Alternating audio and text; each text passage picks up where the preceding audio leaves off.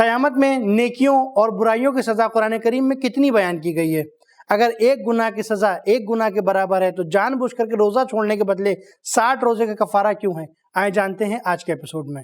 اعوذ باللہ من الشیطان الرجیم، بسم اللہ الرحمن الرحیم۔ ناظرین السلام علیکم، تفسیر نور کے اس پروگرام میں آپ کو خوش آمدید کہتے ہیں۔ ناظرین، ہم سورہ انعام کی تفسیر کو سن رہے ہیں تو اب تک ہم نے 159 آیتوں کی مکمل تفسیر کو سن لیا ہے۔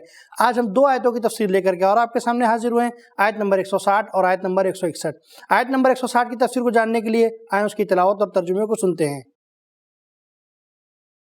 کتاب انزلناه الیک مبارک لیدبروا آیاته ولیتذکر اولو الالباب۔ بسم اللہ الرحمن الرحیم۔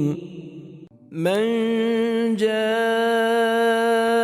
بالحسنة فله 10 أمثالها ومن جاء بالسيئة فلا يجزى إلا مثلها وهم لا يظلمون۔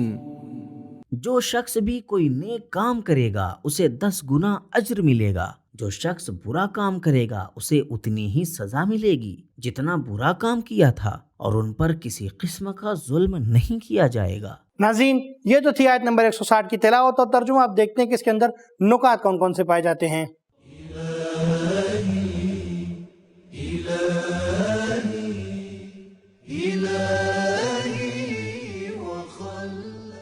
جاء کے لفظ سے معلوم ہوتا ہے کہ اس آیت میں سزا اور جزا کا تعلق قیامت میں لگنے والی عدالت سے ہے، کیونکہ ہو سکتا ہے کہ کوئی ایسا گناہ جو توبہ کے ذریعے مٹا دیا جائے یا کسی نیکی میں بدل دیا جائے، سورہ فرقان آیت نمبر 70، یا معاف کر دیا جائے، سورہ مائدہ آیت نمبر 15۔ ایسا بھی ہو سکتا ہے کہ کسی کی نیکیاں ریا اور تکبر کی وجہ سے یا دوسرے گناہوں کی وجہ سے مٹ جائیں یا حبط ہو جائیں، لہٰذا یہاں وہ عمل معیار ہے جسے قیامت میں لایا جائے۔ اگرچہ آیت نیک اور برے عمل سے متعلق ہے، جبکہ روایات کے مطابق یہ ہے کہ اگر کوئی اچھی اور نیک نیت کرے تو اس کے لیے ثواب لکھ لیا جاتا ہے، لیکن اگر کوئی بری نیت کرتا ہے تو اس وقت تک اس کے نامہ اعمال میں کچھ نہیں لکھا جاتا جب تک وہ برا عمل انجام نہ دے۔ ایسے ہی برے عمل پر سزا ہے، اور یہ فضل الہی ہے۔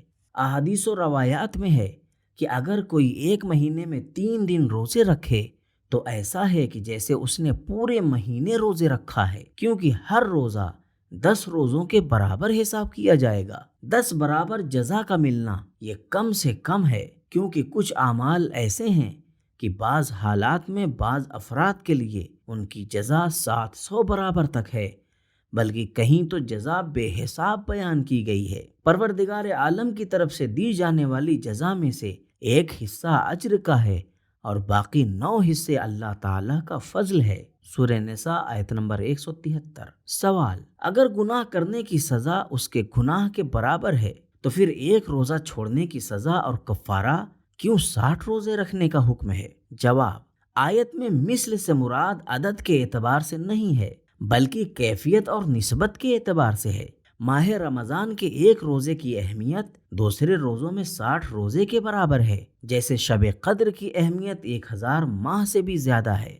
اس آیت میں اہمیت کو بیان کیا جا رہا ہے، عددی برتری کو بیان نہیں کیا جا رہا ہے۔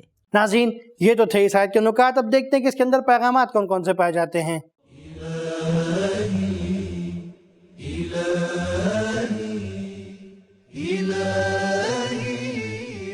نمبر 1، اسلام کے تربیتی نظام میں تعریف کرنے اور شوق دلانے کے بارے میں ڈانٹ اور پھٹکار سے 10 گنا زیادہ تاکید موجود ہے۔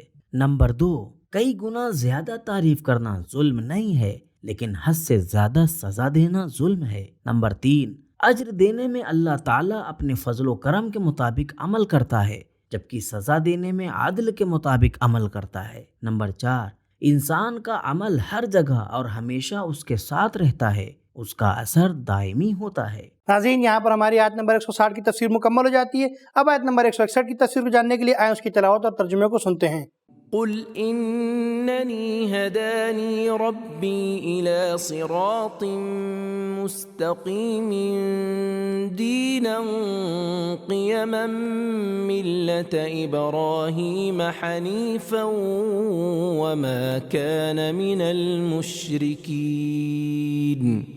اے ہمارے نبی کہہ دیجئے میرے رب نے مجھے راہ راست کی ہدایت کی ہے، وہ راہ راست جو ایک مضبوط اور ثابت رہنے والا دین ہے، یہ اس ابراہیم کا دین ہے جس نے اپنے ماحول کے تمام خرافاتی دینوں سے منہ پھیر لیا تھا اور وہ مشرکوں میں سے نہ تھے.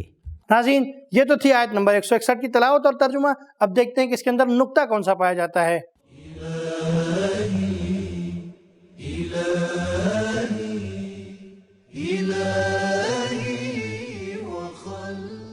لفظ قیامہ اور قیم کے معنی سیدھا ہونا ہے، پائیدار اور مستحکم ہونا ہے. جی ہاں، ایسا ہی دین پائیدار اور زندہ رہتا ہے جو اس دنیا میں اور اس کے علاوہ دوسرے جہان میں لوگوں کے مادی اور معنوی تمام مسائل پر توجہ رکھتا ہو. امام حسین علیہ السلام نے فرمایا، ہمارے علاوہ اور ہمارے شیعوں کے سوا کوئی بھی دین ابراہیم کا پیروکار نہیں ہے. تفسیر نور الثقلین. ناظرین اس نکتے کے بعد دیکھتے ہیں کہ پروردگار عالم نے بندگان خاص کے لیے کون کون سے پیغامات رکھے ہیں.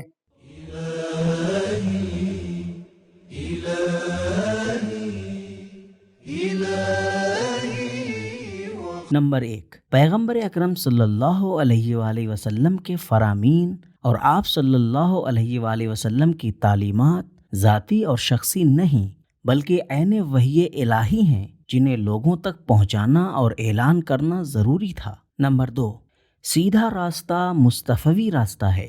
پیغمبر اکرم صلی اللہ علیہ وآلہ وسلم کا راستہ ہی صراط مستقیم ہے. نمبر 3، ہدایت دینا صرف پروردگار عالم کا کام ہے. انبیاء بھی اللہ تعالیٰ کی ہدایت سے صراط مستقیم کو حاصل کر پاتے ہیں. نمبر 4، ہدایت شان ربوبیت ہے. نمبر 5، جناب ابراہیم علیہ السلام کا راستہ بھی وہی وحدانیت الہی کا راستہ ہے، شرک آلود افکار کا راستہ نہیں ہے. مشرکین اپنے گمراہ عقیدوں کو جناب ابراہیم علیہ السلام کے ساتھ نسبت دیا کرتے تھے. نمبر 6، بت شکنی اور شرک سے دوری اختیار کرنا صرف پیغمبر اسلام صلی اللہ علیہ وآلہ وسلم کا ہی عمل نہیں ہے بلکہ آپ صلی اللہ علیہ وآلہ وسلم نے حضرت ابراہیم علیہ السلام کی پیروی میں ایسا عمل انجام دیا. نمبر 7، ابتدائے تاریخ سے توحیدی ادیان کی بنیاد اور اصل ایک ہی رہی ہے. اسلام وہی حضرت ابراہیم علیہ السلام کا آئین ہے. نیز شرک سے نفرت کرنا تمام انبیاء کا شیوا رہا ہے. شرک سے دوری تمام انبیاء کا راستہ ہے. تو ناظرین ہمیں پتہ چلا کہ اگر کوئی انسان نیکی کرتا ہے تو پروردگار عالم اس کا 10 گنا اس کو اجر دیتا ہے، اور کسی مقام پر اس کو 700 گنا کے برابر بھی ذکر کیا گیا ہے، اور کہیں کہیں ایسا بھی بیان ہوا ہے کہ بے شمار اس کو نیکیوں کا اجر دیا جائے گا. ناظرین آج کا یہ ہمارا ایپیسوڈ یہیں پر ختم ہوتا ہے. انشاءاللہ پھر ملیں گے، تب تک کے لیے شکریہ. خدا حافظ. سبیل قرآن، قرآنی سماج کی پہچان.